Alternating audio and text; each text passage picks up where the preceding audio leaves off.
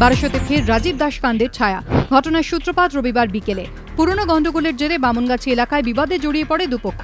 স্থানীয় এক তরুণীর অভিযোগ, বচসার মধ্যেই তৃণমূল পঞ্চায়েত সদস্য নিখিল দাসের উপস্থিতিতে তার ভাগ্নে সোমনাথ সর্দার শ্লীলতাহানি করেন। বাধা দিতে এসে ছুরিবিদ্ধ হন তরুণীর ভাই। কে এই সোমনাথ সর্দার? স্থানীয় তৃণমূল পঞ্চায়েত সদস্য নিখিল দাসের ভাগ্নে। পুলিশ জানিয়েছে, পুজোর আগে ডাকাতির ঘটনায় অভিযুক্ত। গত 11 ফেব্রুয়ারি জামিনে মুক্তি পেয়েছেন। রাতে বারাসত থানায় তৃণমূল পঞ্চায়েত সদস্য নিখিল দাস তার ভাগ্নে সোমনাথ সর্দার সহ কয়েকজনের বিরুদ্ধে শ্লীলতাহানি ও ছুরি নিয়ে হামলার অভিযোগ দায়ের করে তরুণীর পরিবার।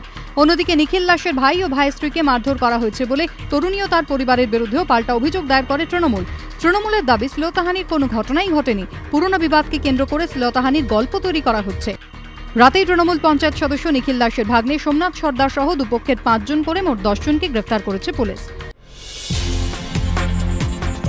যত কাণ্ড দিল্লিতে। রাতের বাসে ধর্ষণের পর এবার প্রকাশ্যে শহরের ব্যস্ত রাস্তায় গুলি করে মহিলাকে খুনের অভিযোগ। প্রত্যক্ষদর্শীরা জানিয়েছেন, রবিবার সন্ধ্যায় এক মহিলা তাঁর স্বামীর সঙ্গে সরাই কালে খান রিং রোড দিয়ে যাচ্ছিলেন। অভিযোগ, সেই সময় মুন্সি যাদব নামে এক ব্যক্তি মত্ত অবস্থায় তাঁর সঙ্গে দুর্ব্যবহার করেন। প্রতিবাদ করলে গুলি চালায় ওই ব্যক্তি। আওয়াজ পেয়ে ছুটে যান স্থানীয়রা। তারাই অভিযুক্তকে ধরে পুলিশের হাতে তুলে দেন। ধৃতের কাছ থেকে একটি আগ্নেয়াস্ত্র উদ্ধার করেছে পুলিশ। ঘটনাস্থলেই মৃত্যু হয় মহিলার। ব্যক্তিগত শত্রুতার জেরে এই ঘটনা বলে পুলিশের প্রাথমিক অনুমান।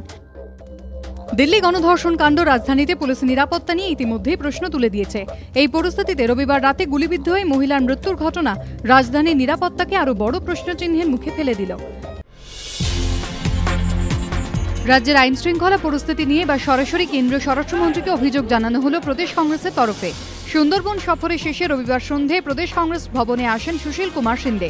উপস্থিত ছিলেন প্রদেশ কংগ্রেসের সভাপতি প্রদীপ ভট্টাচার্য এবং কংগ্রেস সাংসদ তথা কেন্দ্রীয় প্রতিমন্ত্রী দীপা দাসমুন্সি সহ অন্যান্য কংগ্রেস নেতারা। সেখানে সিন্দের হাতে একটি স্মারকলিপি তুলে দেন প্রদীপ ভট্টাচার্য। গার্ডেন ব্রিজ, ধনেখালি সহ রাজ্যে ঘটে যাওয়া একের পর এক ঘটনার বিবরণ দিয়ে কেন্দ্রীয় স্বরাষ্ট্রমন্ত্রীর কাছে প্রদীপ ভট্টাচার্য অভিযোগ করেন, রাজ্যে আইন শৃঙ্খলার অবনতি হচ্ছে।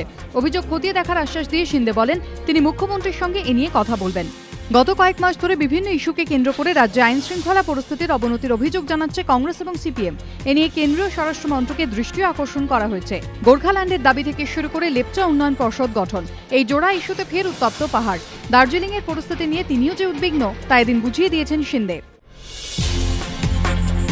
রাজ্যের একমাত্র সুপার স্পেশালিটি হাসপাতালের মধ্যেই কিনা আস্ত গির্জা, অথচ তা জানেন না খোদ হাসপাতাল কর্তৃপক্ষ। দীর্ঘদিন ধরেই এসএসকেএম এর মেইন বিল্ডিং এ সংস্কারের কাজ চলছে। দোতলা 3 তলার কাজ শেষ, এবার শুরু হয়েছে 1 তলার সংস্কারের কাজ। আর সংস্কারের কাজ চলার সময় এই কর্মীদের নজরে এসেছে মেইন বিল্ডিং এর 1 তলায় এই গির্জা। মাদার মেরির মূর্তি, উপাসনার চেয়ার টেবিল যথাস্থানে রয়েছে সবই, শুধু জানেন না কর্তৃপক্ষ। হাসপাতাল সূত্রে খবর, সংস্কারের পর 1 তলায় পেডিয়াট্রিক আউটডোর হওয়ার কথা, কিন্তু গির্জার জায়গায় কিভাবে আউটডোর হবে তা নিয়ে মহা ফাপড়ে কর্তৃপক্ষ। স্পষ্ট কোনো সিদ্ধান্তের কথাও জানাতে পারেননি তারা।